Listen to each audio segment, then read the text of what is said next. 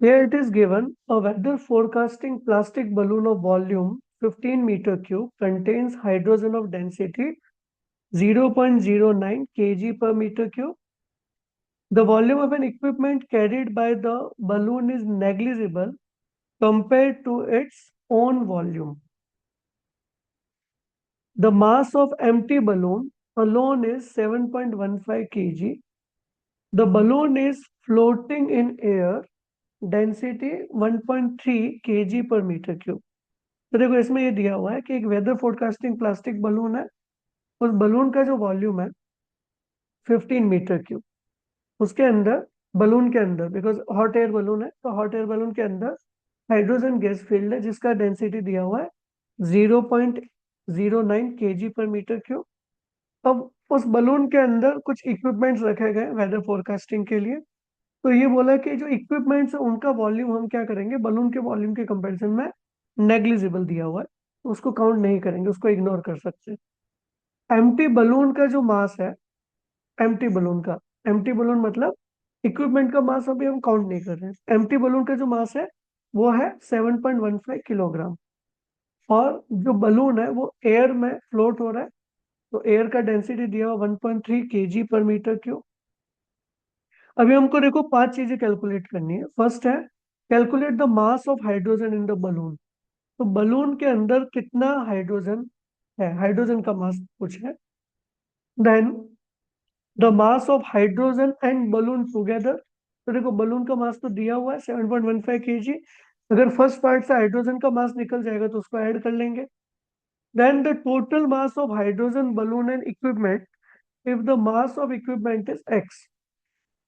तो देखो second part से हमको हाइड्रोजन और बलून का मास मिल जाएगा और इक्विपमेंट का मास दिया हुआ एक्स, तो तीनों का टोटल मास हो जाएगा। तो सेकेंड पार्ट में जो आंसर आया plus x, that will be the total mass of all three, like hydrogen, balloon and equipment. फिर फोर्थ में पूछा है the mass of air displaced by the balloon. तो कितना एयर डिस्प्लेस किया उस एयर का mass. And fifth the mass of equipment using the law of flotation. तो फिफ्थ में हमको उस इक्विपमेंट का मास मतलब एक्स का वैल्यू फाइंड करना है। ओके, तो इसको हम सॉल्व करेंगे वन बाय वन। तो पहले फर्स्ट पार्ट में क्या दिया हुआ है, the mass of hydrogen in the balloon. Okay, तो हमको पता है कि मास ऑफ हाइड्रोजन हम लिख सकते हैं mass of hydrogen in the balloon will be equal to, क्योंकि देखो हाइड्रोजन पूरे बलून में फिल है और हमने बोला जो इक्विपमेंट का वॉल्यूम है दैट इज नेग्लिजिबल, तो हम बोलेंगे कि जो हाइड्रोजन है उसका जो वॉल्यूम है that is equal to volume of the balloon. Okay, तो मास हमको पता है क्या होता है, वॉल्यूम इनटू डेंसिटी। तो mass of hydrogen will be volume of hydrogen, तो volume of hydrogen is equal to volume of balloon into density of hydrogen, into density of hydrogen. H2 लिख रहा हूं मैं हाइड्रोजन को। तो volume of hydrogen is equal to volume of balloon, that is 15 metre cube,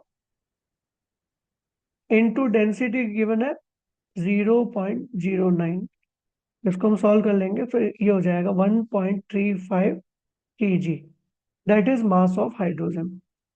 second में पूछा है, second part में the mass of hydrogen and balloon, तो हम दोनों को ऐड करना है। तो mass of hydrogen and balloon together क्या हो जाएगा, that is mass of balloon, या मास ऑफ हाइड्रोजन पहले लिख लो, mass of hydrogen plus mass of balloon.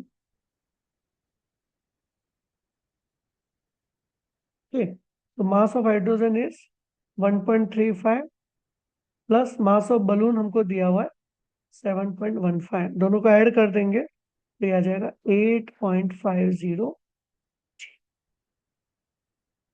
Then third part में दिया होता है total mass of hydrogen, balloon and equipment if the mass of equipment is x. तो देखो अगर इक्विपमेंट का मास एक्स है, हाइड्रोजन और बलून का मास हमने कैलकुलेट कर दिया सेकेंड पार्ट में, दैट इज 8.5 kg। तो हम लिख सकते हैं टोटल मास, जो टोटल मास होगा वो क्या हो जाएगा, मास of balloon that is 7.35 kg, plus mass of hydrogen that is 1.35 kg plus mass of equipment that is x kg. तो ये हो जाएगा total mass 8.5 plus x kg. ये हमारा टोटल मास हो गया. फोर्थ पार्ट में क्या पूछा है इन्होंने? इन्होंने बोला है कि the mass of air displaced by the balloon. Okay, तो यहाँ पे बलून फ्लोट कर रहा है. According to principle of flotation हम बोल सकते हैं the upthrust acting on the balloon is equal to the weight of this thing, weight of balloon plus hydrogen plus equipment. Okay, तो यहाँ पे अपथ्रस्ट जो होगा वो क्या हो जाएगा? Weight of air displaced by balloon. तो हमको यही निकालना है, mass of air displaced by balloon. तो हम लिख सकते हैं कि जो weight of air displaced by balloon is equal to क्या हो जाएगा? अपथ्रस्ट हो जाएगा. और अपथ्रस्ट क्या होता है? Upthrust is equal to volume inside. So यहां पे हम बोल देंगे volume of balloon into density of air into g. Okay, तो ये वेट का आ गया. तो मास ऑफ एयर डिस्प्लेस क्या हो जाएगा? मास ऑफ एयर डिस्प्लेस्ड. तो मास में हम जी से डिवाइड कर लेंगे तो ये आ जाएगा volume of balloon, volume of balloon into density of air. Volume of balloon कितना है? वॉल्यूम ऑफ बलून गिवन है 15 metre cube into density of air is 1.3 kg पर मीटर क्यूब. इसको हम जो मल्टीप्लाई करेंगे तो ये आ जाएगा 19.5 kg. ओके, तो ये जो 19.5 kg है that is equal to mass of air displaced. अब हमको फिफ्थ पार्ट कैलकुलेट करना है. तो फिफ्थ में दिया हुआ है what is the mass of equipment. Okay, तो अभी हमको लॉ ऑफ फ्लोटेशन यूज करना है. तो लॉ ऑफ फ्लोटेशन हम यूज करेंगे तो हम बोल सकते हैं कि मास of air displaced, mass of air displaced should be equal to the total mass of balloon plus hydrogen plus equipment, जो कि हमने थर्ड पार्ट में फाइंड किया था. कितना था? 8.5 प्लस एक्स. और मास ऑफ एयर डिस्प्लेस्ड हमने फोर्थ पार्ट में निकाला है that is 19.5 kg. 19.5 kg will be equal to 8.5 plus x.